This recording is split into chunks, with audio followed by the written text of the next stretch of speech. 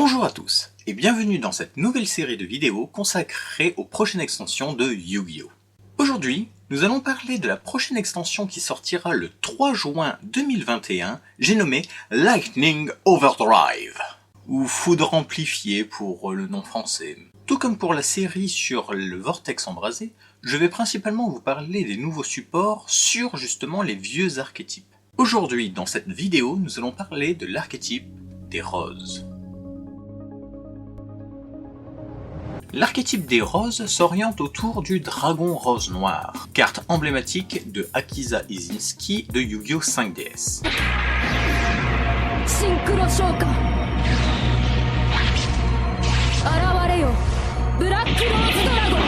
Le but de l'archétype s'oriente principalement autour de ce dernier.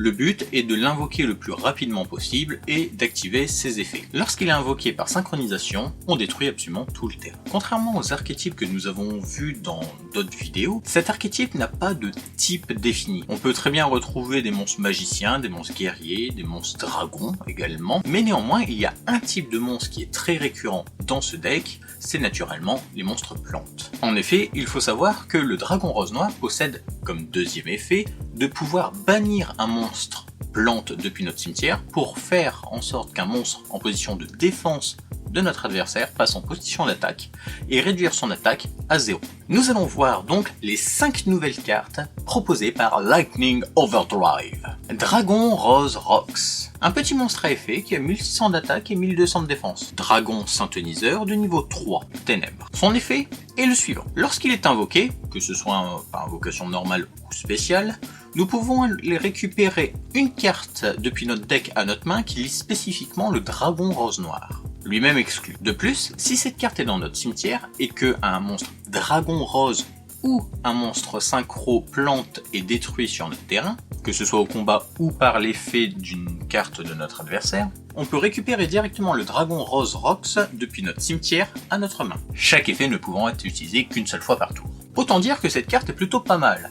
Elle offre une possibilité de tutoriser une carte qui liste donc dragon rose noir, entre autres les cartes que je vous présente actuellement, mais je trouve que son intérêt reste plus lorsqu'il est invoqué spécialement plus que normalement. L'idée c'est s'il est invoqué normalement, ça serait de récupérer la nouvelle carte magique de cette extension, que je vous présenterai un petit peu après, pour pouvoir activer cette dernière et donc accéder à un dragon rose noir. Son second effet est pas mal non plus, il nous permet donc de récupérer ce monstre dans notre main pour pouvoir le réinvoquer et réactiver son effet, donc aller rechercher une nouvelle fois une carte qui liste spécifiquement le dragon rose noir. Le seul truc que je trouve un peu dommage, c'est que cela aurait été bien que son effet puisse s'activer également lorsque c'est nous qui sommes responsables de la destruction de nos monstres, par exemple à cause de l'effet du dragon rose noir, et ainsi pouvoir récupérer le monstre. Là, malheureusement, c'est uniquement lorsqu'ils sont détruits au combat avec les monstres adversaires, naturellement, ou par une carte magie, piège et effet de monstre, de notre adversaire, et pas les nôtres. C'est le truc que je trouve un peu dommage. Le second support est la sorcière de la rose de sang. Un petit monstre à effet qui a 800 d'attaque et 1700 de défense, plante synthoniseur, lumière de niveau 1.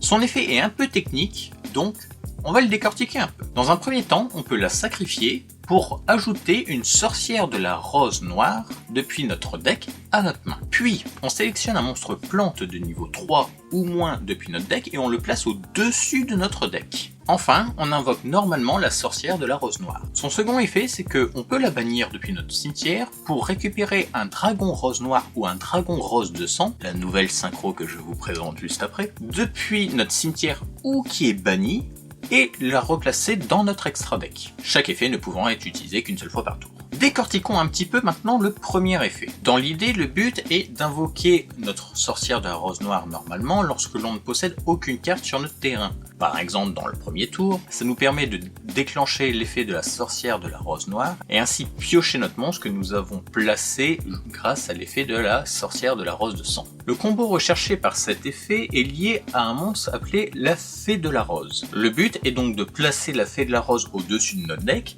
et par son effet, lorsqu'on la piochera en dehors de notre pioche normale, on pourra l'invoquer spécialement. Ainsi, on se retrouve avec un synthoniseur de niveau 4 et un monstre non synthoniseur de niveau 3. Et donc, un monstre synchro de niveau 7. c'est-à-dire notre dragon rose noir. Vu comme ça, cette carte est sympa, mais très situationnelle au final. À moins d'un premier tour, avoir rien du tout sur le terrain, si peut-être après qu'un dragon rose noir soit passé par là. Néanmoins, elle permet quand même de passer d'un monstre synthoniseur de niveau 1, qui est donc la sorcière de la rose de sang, à un monstre synthoniseur de niveau 4.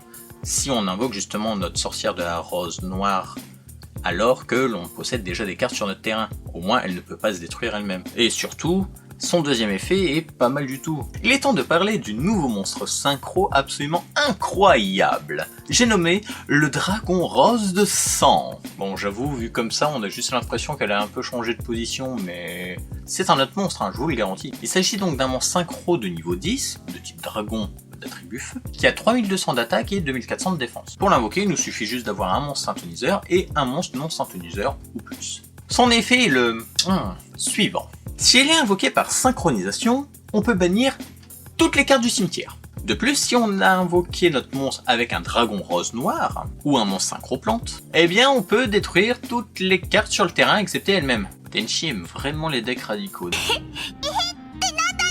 De plus, il possède un effet rapide très sympathique. Si notre adversaire active une carte ou un effet de carte qui a pour objectif de détruire des cartes sur le terrain, on peut la sacrifier, annuler l'effet ou la carte, et invoquer spécialement un dragon rose noir qui est soit dans le cimetière, soit de notre extra deck. Bon, déjà le premier effet, ça va mettre déjà à mal énormément de decks qui jouent justement beaucoup avec le cimetière. Au crâne sériteur. En plus, si on a utilisé justement un monstre plante synchro ou le dragon rose noir pour l'invoquer, on a un effet de dragon du jugement. On pète toutes les autres cartes sur le terrain excepté lui-même. Bah on se retrouve avec un monstre qui a 3002 avec plus rien sur le terrain.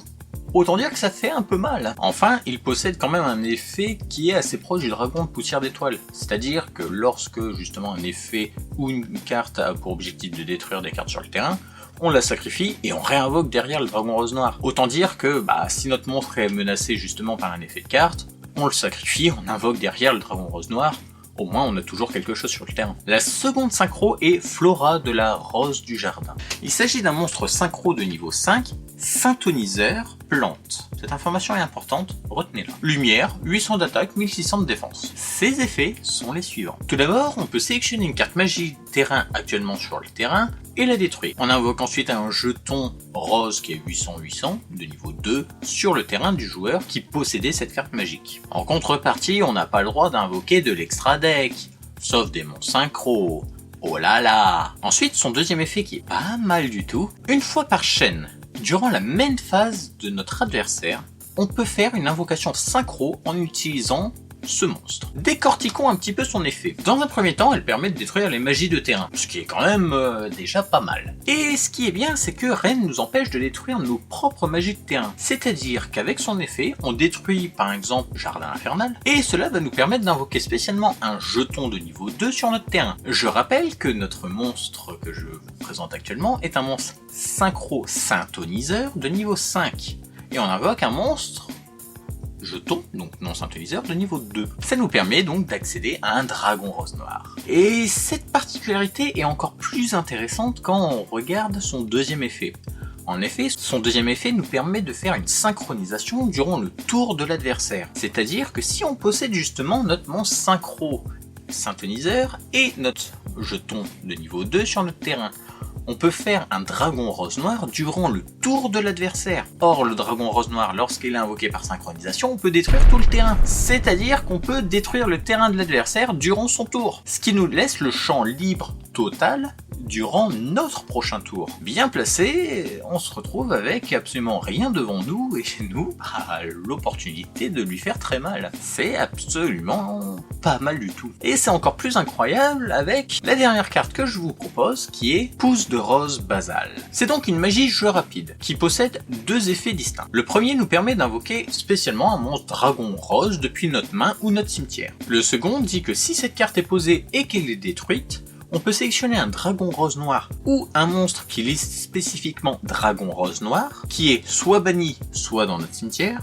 et on l'invoque spécialement sur notre terrain, chaque effet ne pouvant être utilisé qu'une seule fois par tour. Cette carte possède plusieurs avantages. Dans un premier temps, grâce à l'effet du Dragon Rose Rocks, on peut tutoriser cette carte, étant donné qu'elle vise spécifiquement Dragon Rose Noir. Et si on l'active derrière pour invoquer un Dragon Rose qui est soit dans notre cimetière, soit dans notre main, on peut accéder à un Dragon Rose Noir facilement. Si par exemple on invoque spécialement le Dragon Rose Bleu qui est un monstre non synthoniseur de niveau 4. Dans un deuxième temps, lorsqu'elle est détruite, peu importe comment, tant qu'elle a été posée, y compris par nos propres effets, comme par exemple par l'effet du Dragon Rose Noir, alors on peut invoquer Dragon Rose Noir ou le Dragon de la Rose de Sang, étant donné qu'il lit spécifiquement Dragon Rose Noir. C'est-à-dire qu'on active l'effet du Dragon Rose Noir, on détruit cette carte, et tout le terrain avec, et par l'effet de notre carte, on réinvoque le Dragon Rose Noir. C'est pas trop mal. Qui plus est, si on le combine avec l'effet de Flora, on fait cette synchronisation durant le tour de l'adversaire, alors qu'on a cette carte posée actuellement. Synchronisation Dragon Rose Noir, Dragon Rose Noir, Dragon Rose Noir, on détruit tout le terrain. Effet de la carte magique, comme elle a été détruite alors qu'elle est posée, on réinvoque Dragon Rose Noir. Terrain de l'adversaire nettoyé durant son tour, bien placé comme je vous l'ai dit, il peut plus rien faire. Et nous, on a encore un Dragon Rose Noir sur notre terrain, prêt à attaquer les points de vie directement de notre adversaire. Elle est géniale. Petite conclusion sur les supports de l'archétype des roses. Les deux premières cartes présentées sont très sympathiques, mais je doute de leur utilité dans des decks vraiment compétitifs. Je les verrais plus par contre dans des decks fun ou vraiment orientés sur l'archétype. Par contre, on ne peut pas nier que les deux synchros et la carte magique, eux, ont un véritable potentiel pour booster drastiquement les decks. Ils vont donner un bon coup de fouet à ce deck qui était déjà destructeur. Voilà qui termine cette première vidéo sur Lightning Overdrive. J'espère que cette vidéo vous aura plu. N'hésitez pas à laisser un commentaire pour me dire si vous avez apprécié cette vidéo et de me donner votre avis sur ces 5 nouvelles cartes. Nous nous retrouvons très vite pour la suite de cette série basée sur Lightning Overdrive. À bientôt.